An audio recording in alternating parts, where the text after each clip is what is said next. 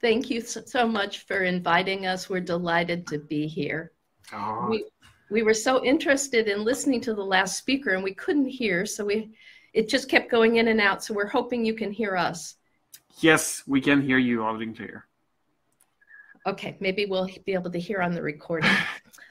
So we just wanted very briefly to acknowledge that we are dialing in from the Council of Three Fires, the traditional homelands of the Odawa, the Ojibwe, and the Potawatomi. And we keep these traditional custodians in mind and do our small part in trying to offer reparations. We're at Evanston Family Therapy Center, where we're teaching narrative therapy and doing therapy and consultation and supervision.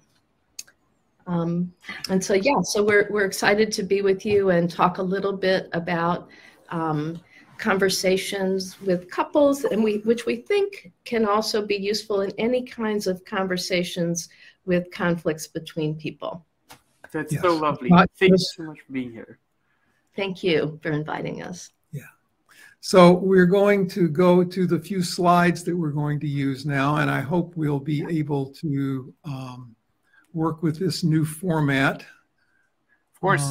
Here you go. If you need me, I'm here, but I'm going to jump off the air. So enjoy. Okay. Thank you for being here. Great. We're so happy to be here. Thanks, Artem. So if we think about events in life, this is supposed to be dots, but it's dashes. But anyway, if you think of each of these little marks in this slide as an experience in life, there's lots and lots of experience in anybody's life. Just this number of dots might represent a day in someone's life, or it might represent just the last minute if you're paying very, very close attention to the events as they go by in your life. There's more events than could ever be storied, even if we tried to story them. So we think that when people come with a problem, they're usually paying attention to only a few events in their life, and that they do have these events arranged in a sort of story that connects events with similar themes through their life. So this might be an event of disappointment that connects to another event of disappointment that they remember in their life.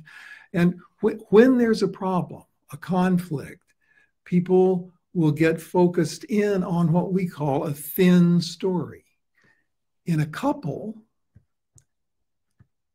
there'll usually be two stories, and we don't expect one party in a couple's story to be the same as the other person's story. I think a lot of the problem has to do with there are two stories at play, and there's different meanings going on.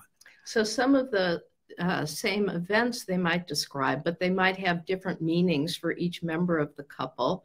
And some of the time they're looking at different events, which they think are the important ones that capture something that they're unhappy about. And we're trying to capture both of those things in this picture. Here's one event, but it lies in two different storylines, and it's probably got different meaning in those two different storylines. And then there are different events that these people are remembering in their relationship in the past, or projecting about possibilities for their future.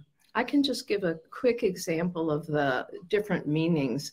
I was working with a couple, and one member of the couple had cancer. They went to talk with the oncologist, and the oncologist said, we do have a chemotherapy that's quite successful 30% of the time. This was a heterosexual couple, and the woman in the couple, the meaning for her was, we'll find out everything that he can do. We'll be able to beat this. The meaning for him was, I'm going to die. And he just sort of stopped trying. And she couldn't understand it because she felt like they had gotten new hope. And he couldn't understand why she was so excited when it was clear to him that he was going to die. but they had both heard the same information. So when we first meet with people, and in the beginning of getting to know them, we listen to stories. We are more story listeners than we are storytellers. And the stories we listen to in the beginning are the problematic stories. We want to listen to the problematic stories that people bring with enough attention and enough detail that they feel fully understood, and that that we can begin to recognize the plot line of the problematic story, so that we can recognize things when we hear them that lie outside the plot line. We're engaged in what we call double listening. We're listening to understand these stories here, but we're also listening for events that get mentioned that really don't fit the plot line of either of these stories. And at a time where it feels like it'll work, a little later usually in the therapy, we'll come back to one of these events, and we will work to ask some questions, to direct some attention there that helps this begin to be a story of other possibilities.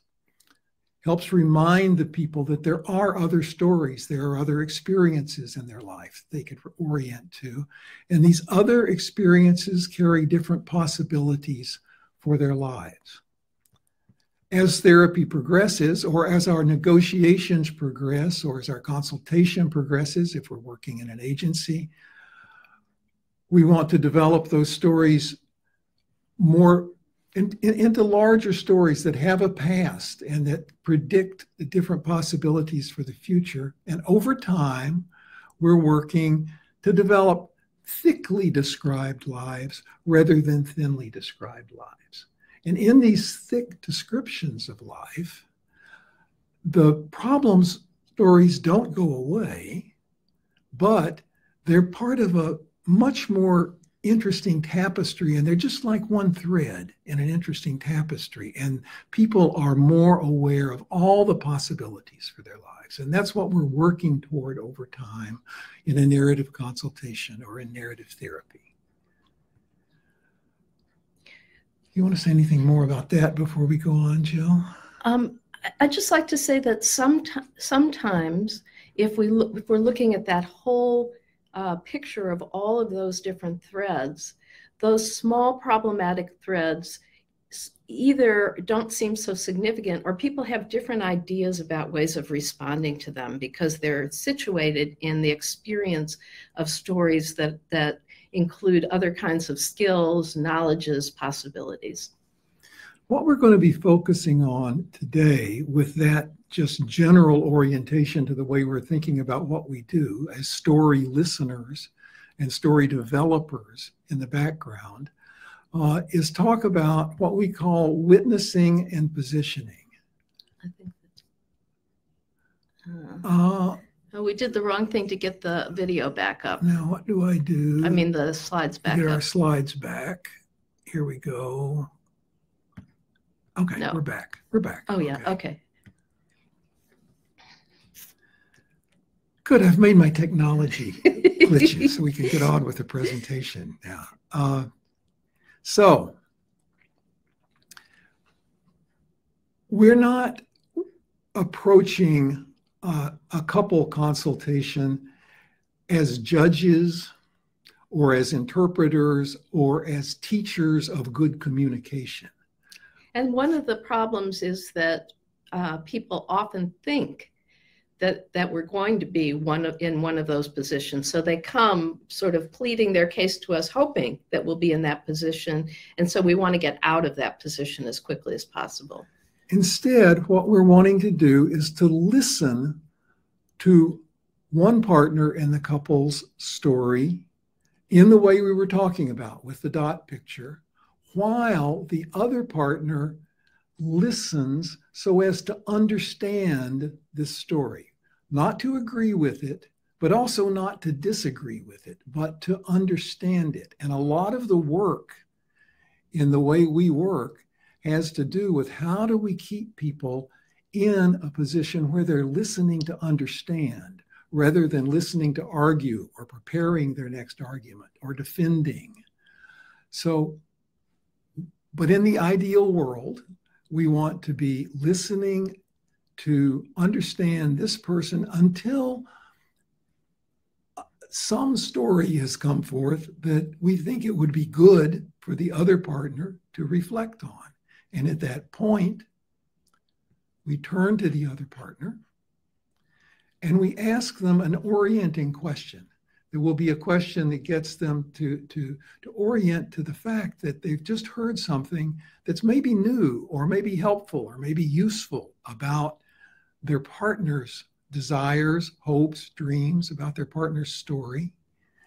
And we'll talk over here while we're then also at the same time working to keep this person listening to understand. Jill's going to talk a lot more about what we do to do that. There's one more thing that we do that helps this go more smoothly.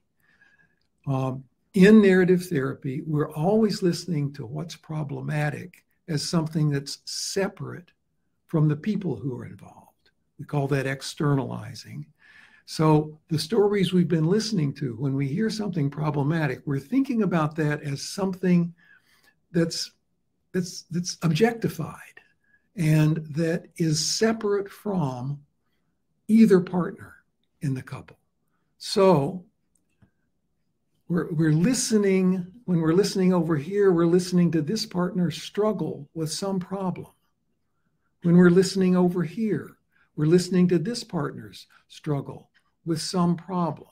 It may be the same problem, but it may be two different problems, but it's struggles with a problem.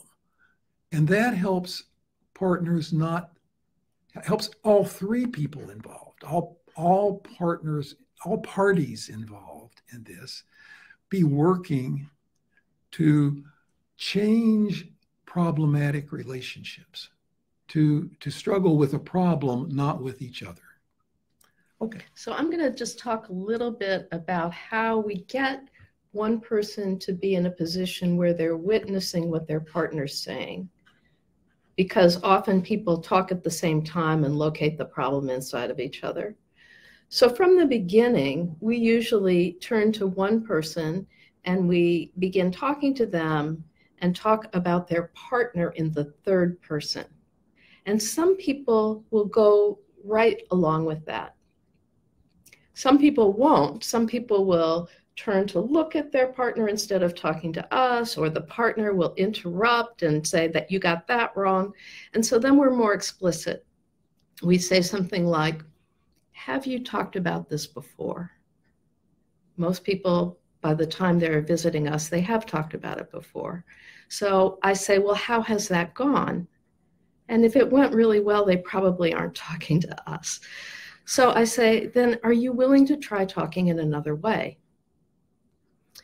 What I'd like to propose is that I talk to your partner and you listen, and I'm going to ask you some questions about what your partner says.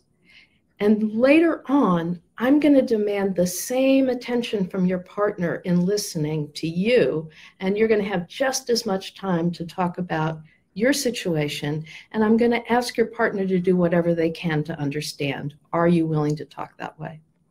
Most people will agree to that.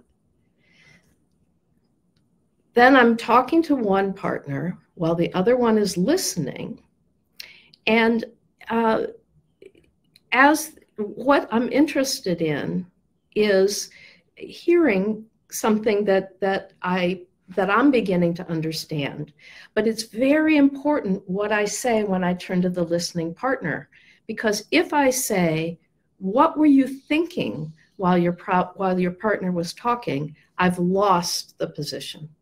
They're going to say, well, they got this wrong. I disagree with this. I disagree with this. So it's really important that I don't ask that I think about a question that's going to invite them to join in understanding. So I might say something like, were you surprised to hear how much your partner was thinking about your feelings? Or what does it mean to you to hear all the preparation that went into this decision for your partner, even though it was a difficult one. So I'm asking a question that invites them to join. Now, sometimes, no matter how well I do that, it doesn't work. And so in those situations, I want to help create a position. So I'll give you an example. I was doing a consultation interview.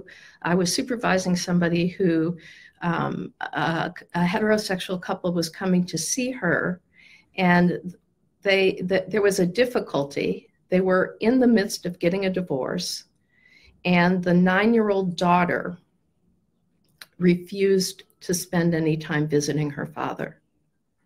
The father believed that the reason the daughter wasn't coming was that the mother was saying bad things about him. The mother said that she wasn't doing that at all, that she thought the father had created this problem for himself because he had been involved with somebody else who the daughter had met, even though the mother hadn't known about it. And she thought that the daughter just didn't want to be involved in that situation. So the person I was supervising asked me if I would see this couple, consult with them to help get them out of this stuck place. And I agreed to do that. So the woman arrived first, and she was sitting in my office. The man, when he arrived, he stood in the doorway. He wouldn't come in. There was so much tension between them that he wouldn't even come into the room. So I engaged them in a conversation, and what I was thinking about is what's going to set a tone that they care about and that they agree on, so that there's some sort of tone we can have before I try to get one person to witness the other. And so I said, even while the man was still standing in the doorway, I said, can we talk about your hopes for your daughter? What are your dreams for your daughter?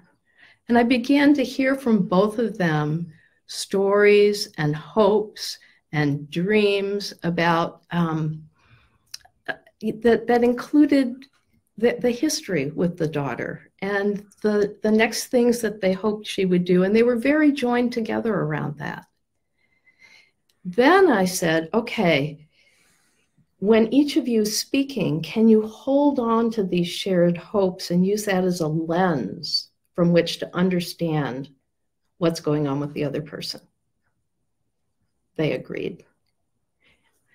So that's one example of a witness. Another example of a witnessing position, this is something that Zoom brought to us that wouldn't have happened otherwise.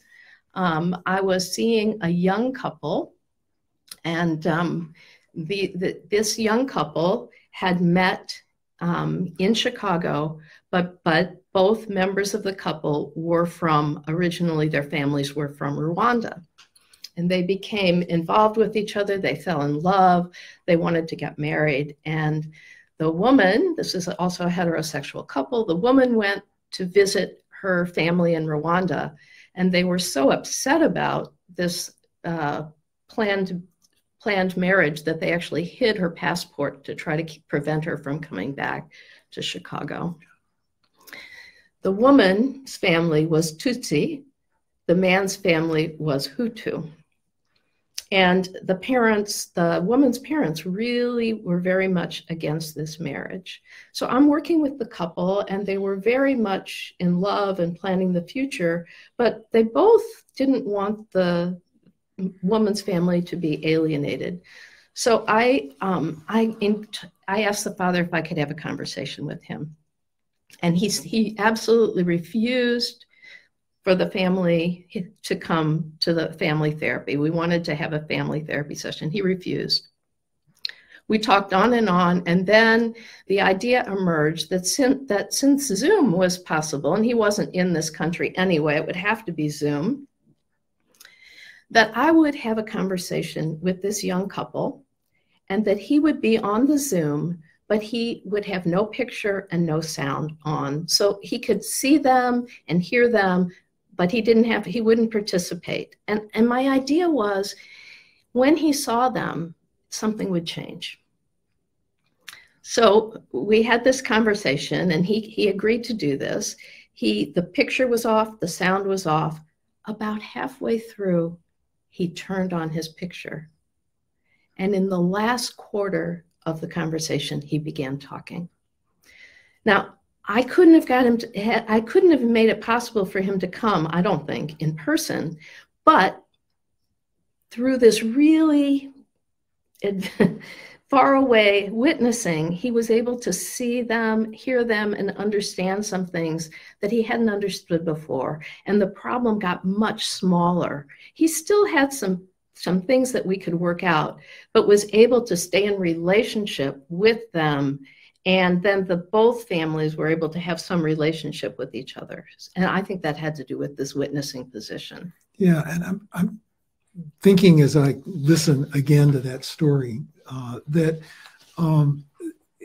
it sets a model for some things that we want to happen when people are in the same room with each other. A lot of the problem is when people are right in each other's faces, they don't have distance. They're too caught up in the emotion of the problem, and there are too many triggers right there in their face. They're so used to seeing each other.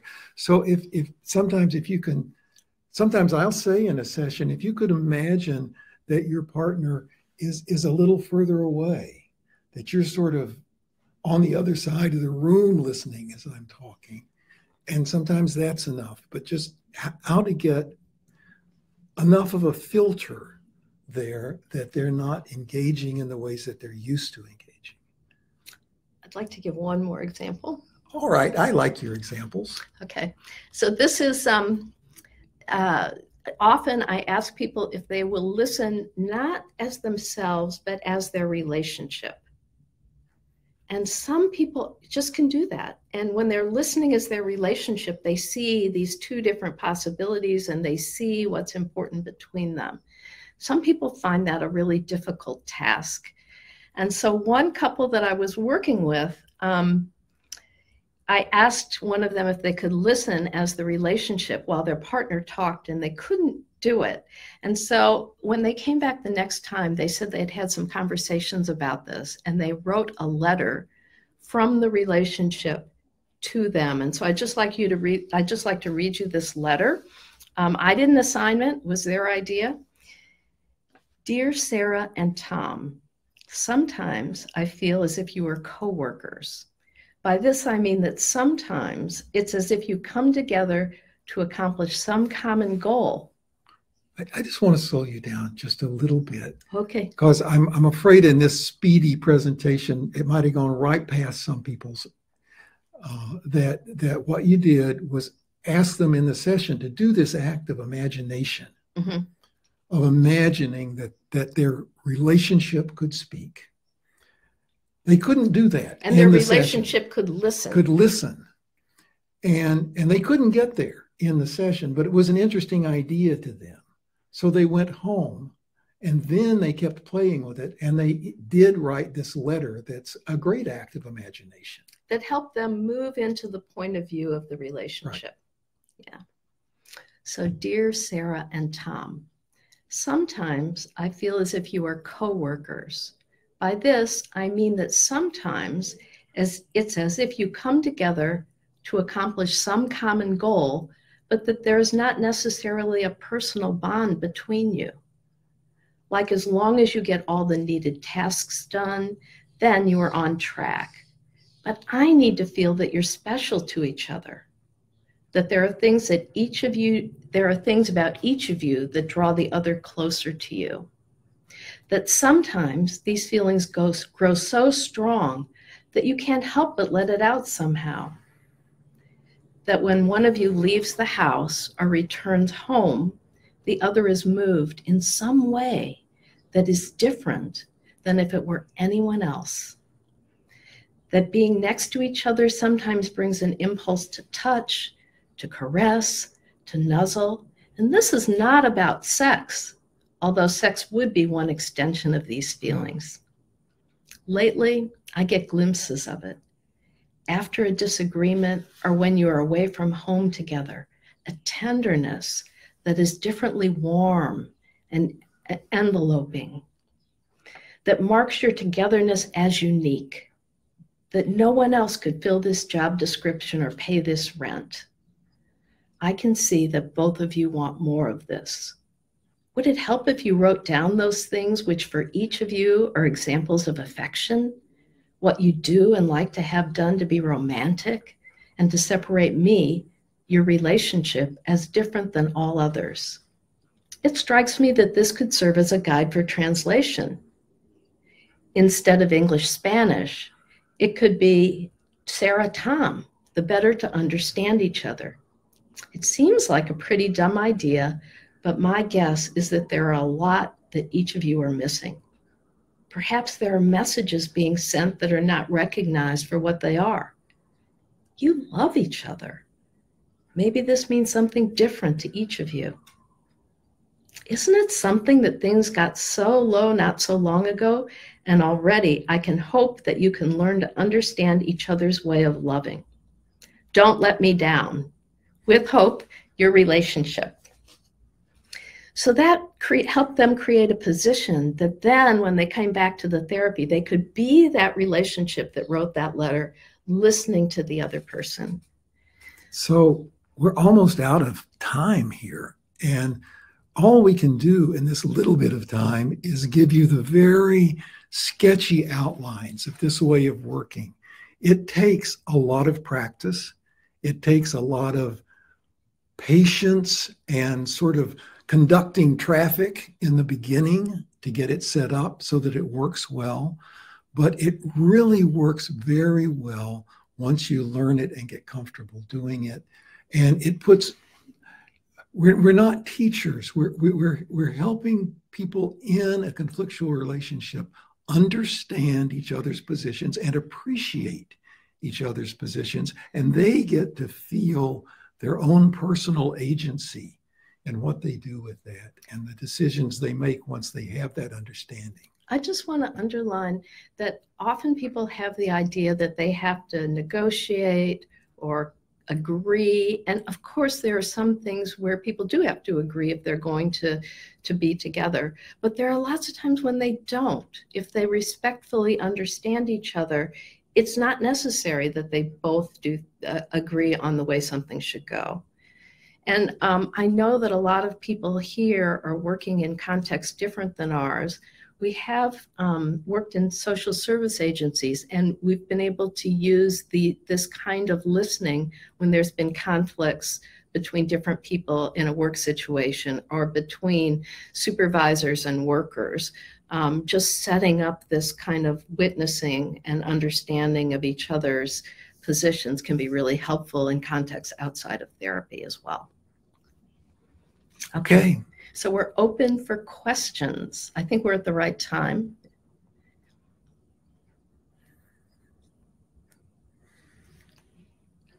And at the right place, I would add. Could you hear us? Yes, okay. Loud and clear. And wow. So clear and so to the point. Thank you so much for so practical examples. And this you've read, this letter you've read from perspective of relationship is just, I got my eyes here. We have a question from Alessia here asking, what should we do if one of the partners refuses to see a psychologist and thinks everything is okay? That's a great question. Thank you for that question. You know, I think one of the reasons that this couple that I read you the letter from, I think the reason they thought of a letter is because we often write letters in narrative therapy. And one of the ways that I've found letters to be really useful is when one person won't come. And so when one person won't come, I write a little description that the person I have talked to agrees with. And then I say, you know, here's what we talked about, and I try to stay close to the conversation. And then I say, if you were here, here are the questions that I would have asked you. I'd love to hear answers in any way you'd be willing, and then just send the letter to that person. Sometimes I never hear back. I've done this a number of times, but it seems like it might influence things. It seems like it might create some understanding. Sometimes after getting the letter, the person's willing to come because I'm not blaming them. I'm asking them some questions because I'm think that their story is going to be important. So I think that can be a really good first step, at least, a letter including them. And while the one partner is there, we try to keep the other partner there in our awareness, there virtually, so that we're trying to have a conversation that partner would feel like their dignity was preserved in. So we try to avoid getting into blame and shame, and we try to ask a lot of questions. If your partner were here, if your partner heard what you just said, what's your best guess about what he or she would have to say? So that's just another level of things. Mm-hmm. Thank you so much. We've got so many more appreciations from Yanis, from Ekaterina, Sofia, Ksenia, Luana. You've made them all so very pleased, and that's the least. Yanis. He's gonna be here with us live tomorrow, and I'm really expecting his talk. And in the meantime, Paul Costello also says hi and great seeing you. Hi. Yeah. Awesome. I have a question myself, a short one. So this work that you do, I know that maybe that's a direct question, and since you're working with couples, but what is the key implication you could give us that could maybe help us look at this work of coming together in different settings, like maybe two groups, or is there a general idea that can be extrapolated to other settings? Well, two things come to mind for me. One is just really thinking about preserving people's dignity as you talk with them, and being a traffic cop in such a way that you're stopping the conversation the minute somebody's doing something that begins to de-dignify the other parties involved. That's one. And externalizing really helps with that. So listening with an externalizing ear so that we're talking about the problem as something that's separate from any of the parties in the conflict. I don't know what you would add to that, Jill. Well, one thing I think we didn't mention is that when we're using this structure, it's really important that we pay attention to the nonverbal communication of the person who we're not talking to. Yeah.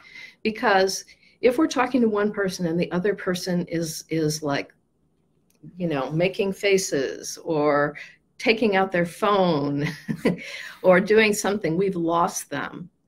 And so it's sort of interesting. A colleague of mine told me about a situation where if you just read the transcript, you would think it was great. But if you were watching the person who was supposed to be listening, they weren't participating. So I think, you have to be able to divide your attention. And when we're thinking about bigger groups of people, that becomes even more important. Because if I'm wanting to hear something from one group so that the other group can be in a witnessing position and they're sort of talking to each other about like how it's wrong, we're lost. And so I don't want to be a disciplinarian, but I want people to understand what we're going for so that they're interested in being involved in it. And so sometimes I might say something like, is it important that something happens before we can do this? Or is there something you need to say that's going to allow you to let go of some of that long enough to listen to what this other group is saying?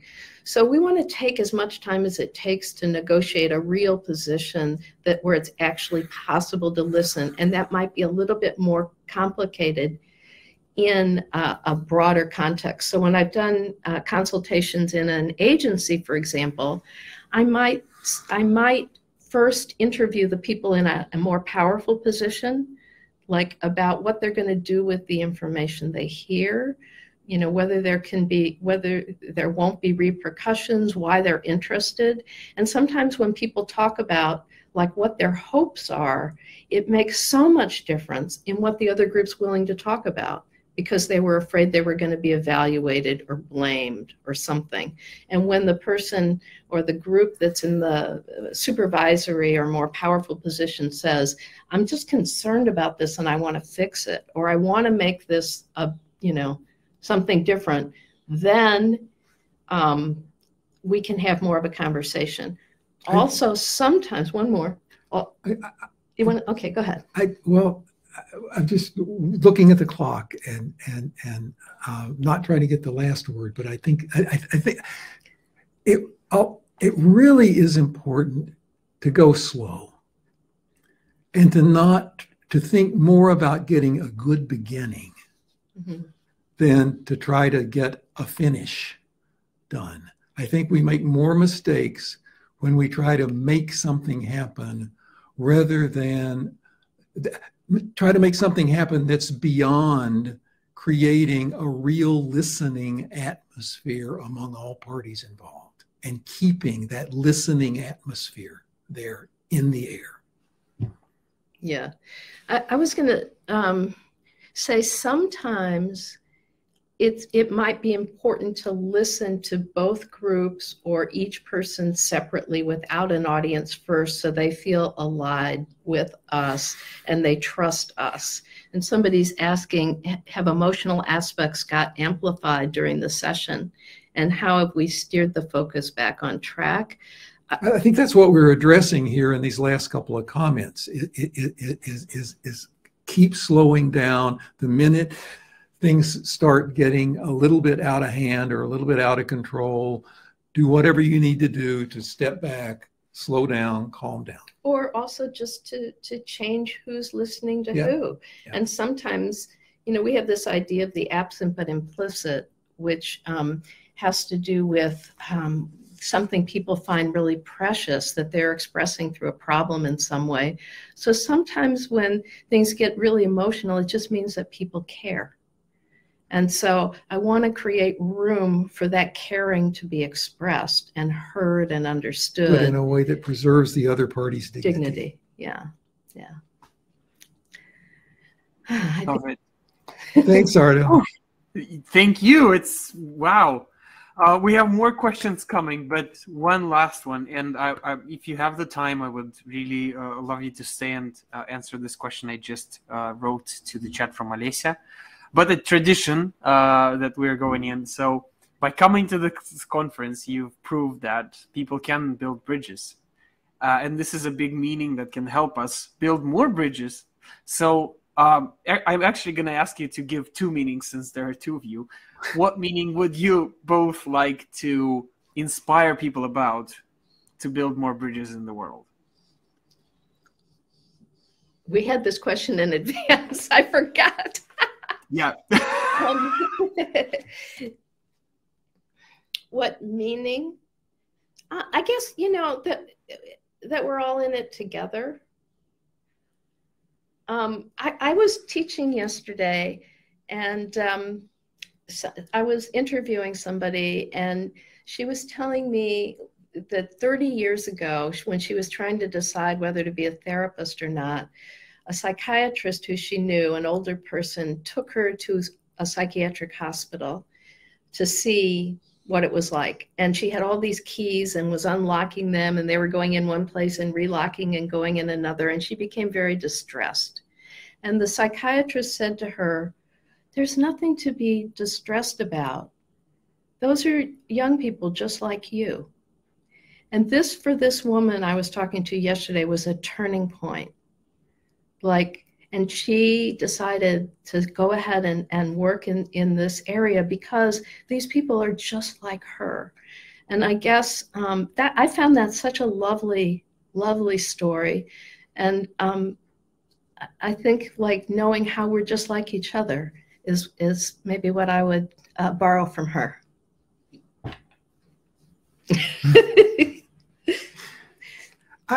I would just want to remind people that we are all already connected to each other on every level you can imagine.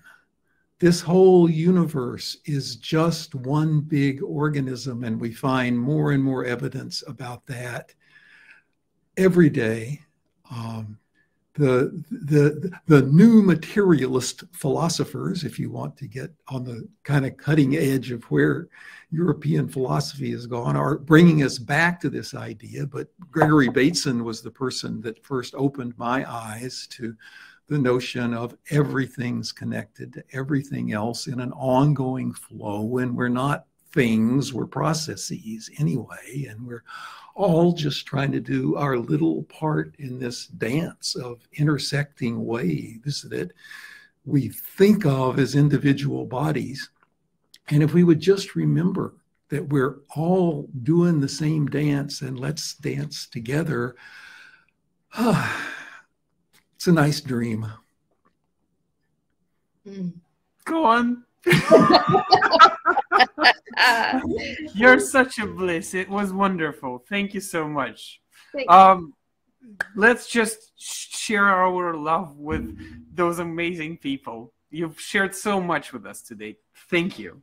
Thank you. Thank you everybody who's here. And what a beautiful event you're hosting, Artem. And this is the kind of connection, Artem, that these meetings like you are arranging here is part of what helps us keep at the forefront that we are connected, and to solidify and build on those connections. So thank you so much. Thank you.